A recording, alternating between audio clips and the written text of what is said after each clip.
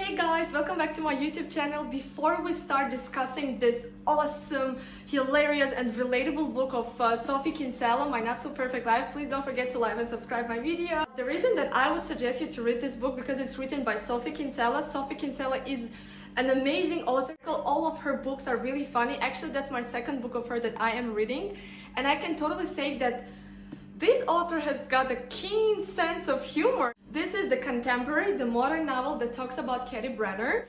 She has spent her entire life at the farm with her dad at Somerset, and she's really passionate about branding and logos and design.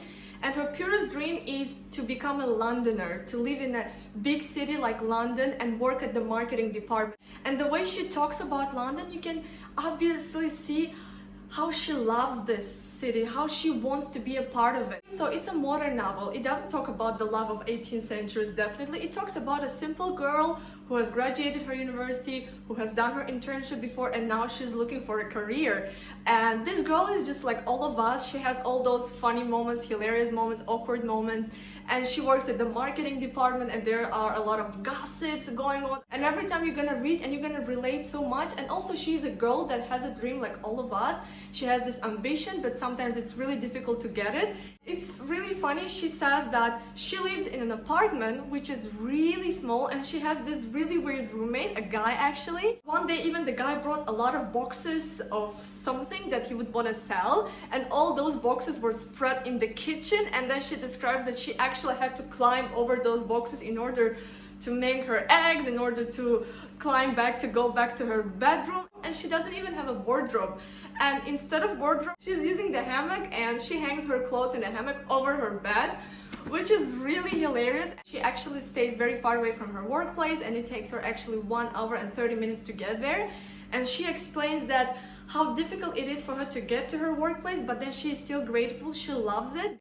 I don't have a top 10 job or wardrobe or flat, but I live in a top 10 city. Living in London is like something people all over the world would love to do, and I am here. And that's why I don't care if my commute is like a journey from hell and my bedroom is about 3 feet square. I am here. While reading this book, you can totally see that the character, she is totally driven. She is following her dream and she's not giving up. She's not complaining. What I also loved about this book is, besides Katie describing how she gets to her career path, she also describes about her relationship with her dad. She subtly tries to explain how it was difficult for her to move to London because her dad is an old man, and he doesn't really understand why Katie wants to move to London, because London is such a big city. There is nothing really interesting going on. He can't really see why doesn't he want to stay in Somerset at farm and do some sort of family business with him and just live happily together. And then she says that I had a choice to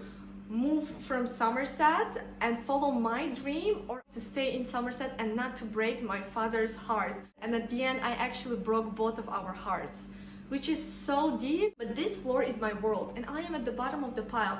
I earn by far at least, and my desk is the smallest, but you have to start somewhere. This is my first ever paid job, and I thank my lucky stars for it every day. And you know, my work is interesting in a way, kind of. So now here she starts actually describing what is her job actually. She says that her job is market research, and as you know, market research is a little bit boring because you have to retype all those surveys that people have done, so it's nothing significant. You don't really think, you don't really do the fun part. But then she says you have to be realistic. You can't go straight in at the fun and glam stuff. That just doesn't get that. He's always asking, do I come up with all those ideas? Or have I met lots of important people? Or do I go for swanky business lunches every day? Which is ridiculous. And yes, I'm probably being defensive, but he doesn't understand. And it really doesn't help when he starts wincing and shaking his head and saying, and are you really happy in the big smoke? I am happy, but that doesn't mean it's not hard. That doesn't know anything about jobs or London or the economy, or I don't know the price of a glass of wine in a London bar. I haven't even told him exactly how much my rent is because I know what he would say. Well, he'd say whatever.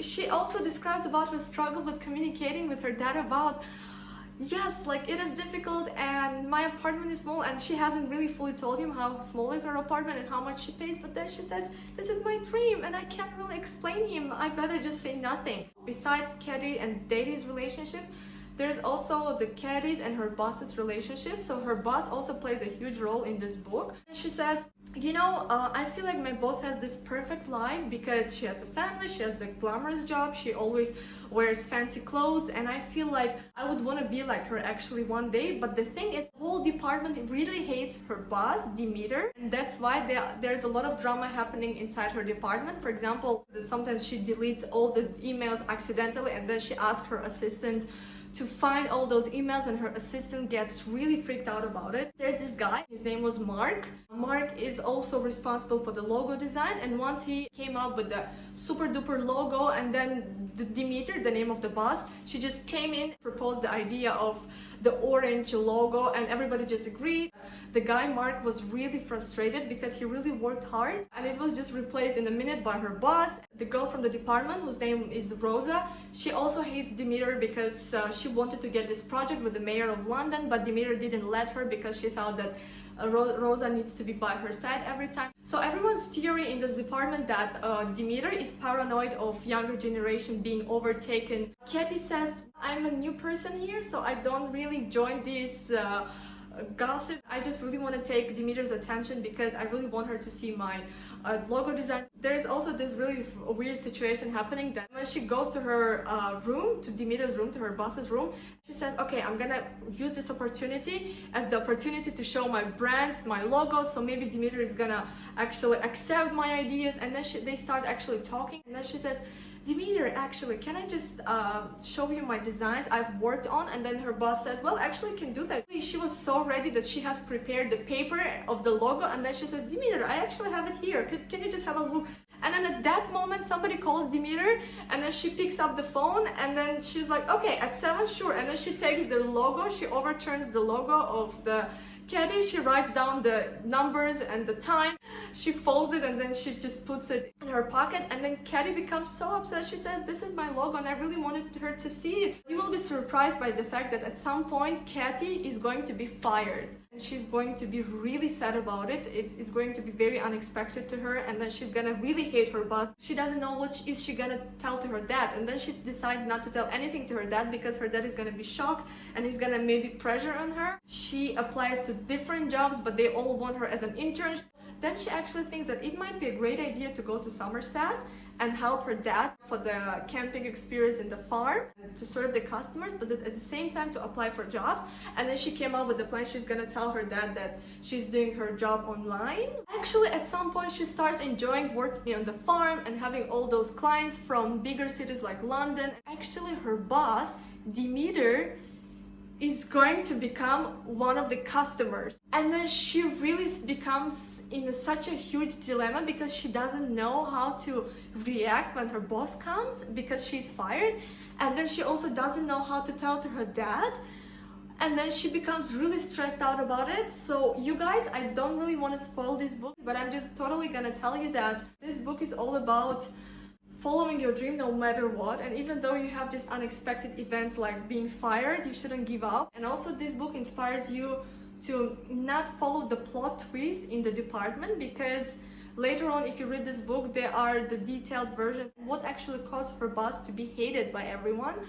And as soon as she becomes really close to her boss, she actually finds out so many details of the plot twist in the department. And also this book teaches you that even though your parents might not really support you in your decision, you still have to follow your heart, and at some point your parents will understand you. So that's all, guys. Thank you so much for watching my channel. Please don't forget to subscribe, and goodbye!